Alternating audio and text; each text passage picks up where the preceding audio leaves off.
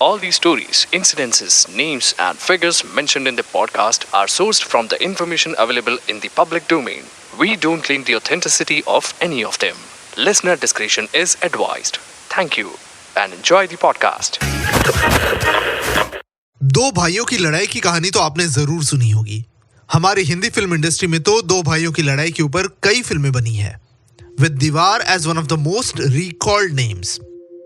Real life में भी आपने कई ब्रदर राइवलरीज के बारे में सुना होगा, पर ट्रस्ट मी, इस लेवल की राइवलरी आपने आज तक नहीं सुनी होगी। ये वो राइवलरी है जो दो भाइयों से बढ़कर दो ब्रांड्स के बीच, उस ब्रांड के लिए काम करने वालों के बीच, रादर एक पूरे शहर के बीच की राइवलरी है।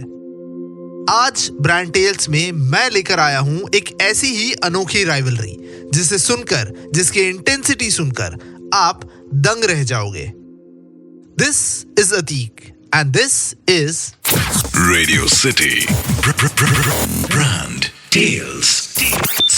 साल 1989 में जर्मनी के बेवेरिया प्रांत में क्रिस्टफ नाम के एक कॉबलर, एक मोची को लड़का हुआ जिसका नाम क्रिस्टफ और उसकी वाइफ पॉलिन ने रुडोल्फ रखा। क्रिस्टफ मोची था और पॉलिन लॉन्ड्री का काम करती थी।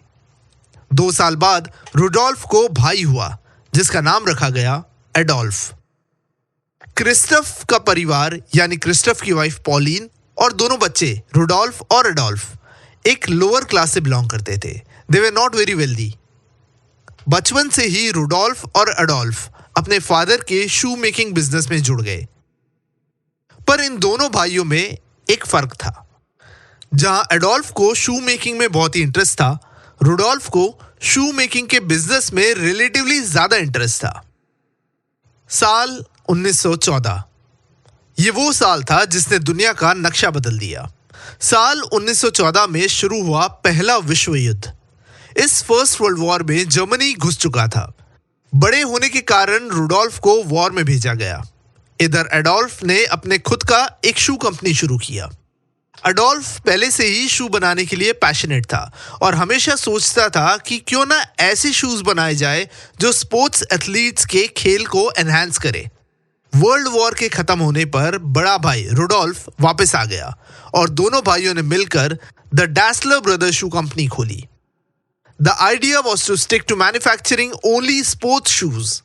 दोनों भाइयों ने खूब मेहनत करके the Dassler brothers shoe company को काफी आगे बढ़ाया, जहां एडोल्फ मेनली डिजाइन पे काम करता था और रुडोल्फ बिजनेस संभालता था।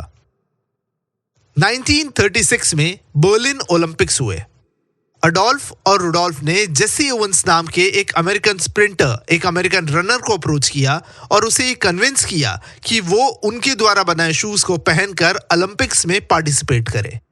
1936 के बर्लिन ओलंपिक्स में जेसी ओवेंस ने 4 गोल्ड मेडल जीता और रातों रात एडोल्फ और रुडोल्फ के ये शूज पूरी दुनिया में मशहूर हो गए। Jesse Owens also became the brand ambassador of the Dassler Brothers Shoe Company. पर इन दोनों भाइयों के सक्सेस को किसी की नजर सी लग गई।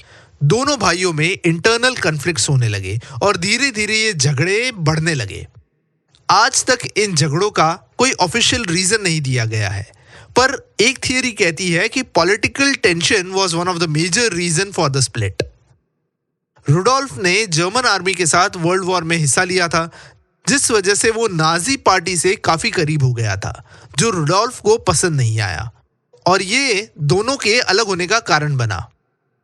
वहीं दूसरी ओर एक और थियरी भी है जो ये कहती है कि दोनों भाइयों में वॉर को लेकर एक मिस्ट्रस्ट था। बड़े भाई रुडोल्फ को लगता था कि छोटा भाई एडोल्फ ने अपने कनेक्शंस लगवा के खुद को फैक्ट्री में रख लिया, पर उसे यानी रुडोल्फ को वॉर पे भेज दिया। वर्ल्ड वॉर 2 के चलते जर्मनी 1945 का वर्ल्ड वॉर हार गया था। अमेरिका ने काफी कुछ अपने कब्जे में कर लिया था और रुडोल्फ को लगता था कि उसके छोटे भाई एडोल्फ ने अमेरिकन पुलिस को रुडोल्फ और उसके नाजी कनेक्शन के बारे में बताया होगा, जिस वजह से उसे अरेस्ट कर लिया गया। 1948 तक बात इतनी बिगड़ गई थी कि ये दोनों ने अलग होने का फैसला कर लिया और finally the Dassler brother company को डिसॉल्व कर दिया और 2 नई कंपनी बनाई जो आज 2 मेजर शू कंपनी के नाम से जानी जाती है।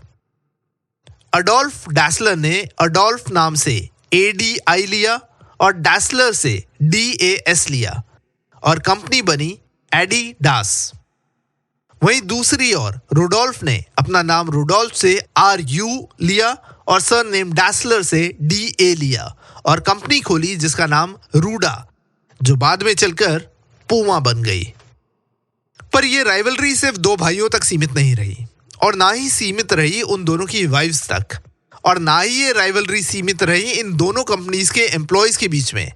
ये राइवलरी बन गई उनके शहर के सारे लोगों के बीच में, जहां उनके शहर के लोग दो पार्ट्स में बंट गए।